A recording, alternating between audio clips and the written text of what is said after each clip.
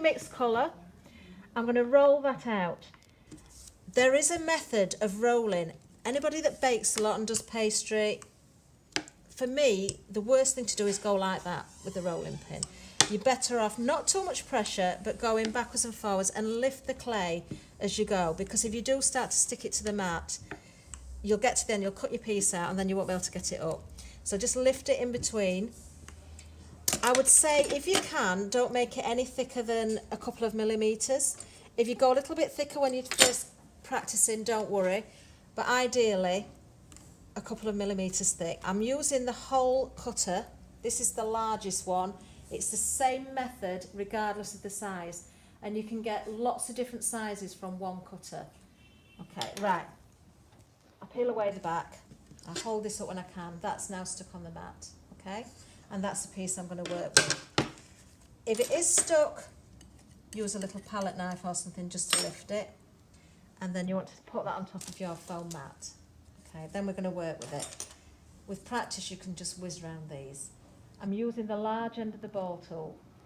I'm going to try and do this up in the air. I really need it on the desk, but I'm going to try my best, because what I'm going to do is roll the edge of the clay, and I'm putting a little bit of pressure on. If you keep your tool like that to 45 degrees rather than sort of doing it that way, you'll get a better finish.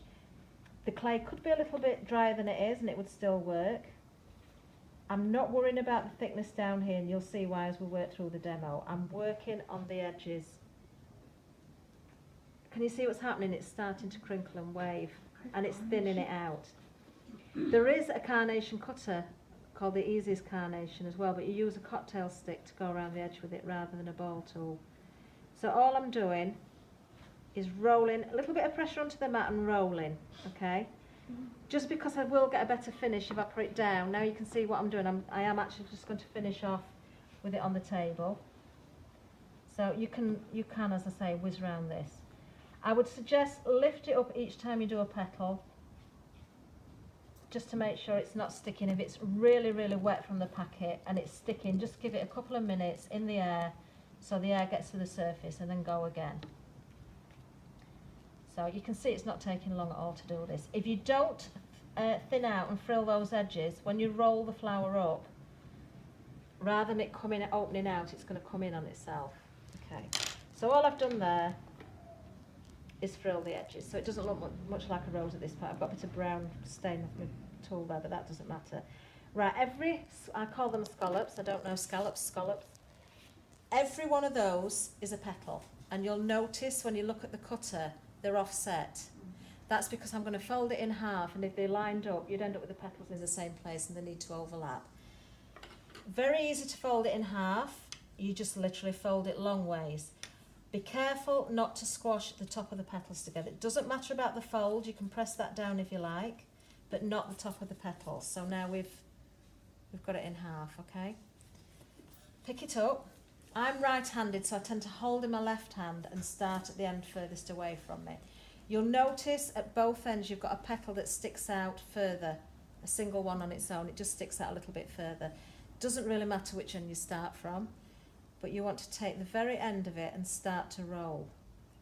Okay, so I'm rolling quite tightly, and as soon as it gets to the point where you're picking up 2 layers, this really does benefit you if you do this. Rather than holding it in your hand like I am now, sit that upright on top of the mat so the base is on the mat, because it'll keep everything level. Continue to roll round, but the more you roll, you want to loosen it off just a little bit. Okay, and you just keep going until you get to the end, and then you stick the last petal down. So from the top, I'll just hold that to camera, you can see that's rolled up. Don't worry about the fact it looks really chunky at the bottom. We're going to sort that out. The only thing I do at this stage is just with my thumb or a finger, just slightly roll back the outer petals. It will help. It's already made a difference, okay? And then finger and thumb, if you look at where the splits are at the bottom of the petal, if you grip there, and I'm just doing tiny pinches but turning as I do it, you will see the petals move. It's starting to open out more, but what also is happening, you can see we're losing the excess clay. So you're saving all that clay. You can reuse that. There's no point in wasting it. Okay, and it just opens out. If you want to tweak anything, you can just roll out with a fingertip or use a cocktail stick just to open that out. I've got some cocktail sticks here actually, sealed up. Right, take away the excess and you would leave that to dry. So there's hardly any handwork there. I've just basically rolled that up. Sometimes you'll roll them and you'll think that looks great as it is and you don't need to tweak it at all. So that is the simplest way because you've done it with one cut, but it's not my favourite way. And you will see the difference, as I say. So I'm just going to sit that there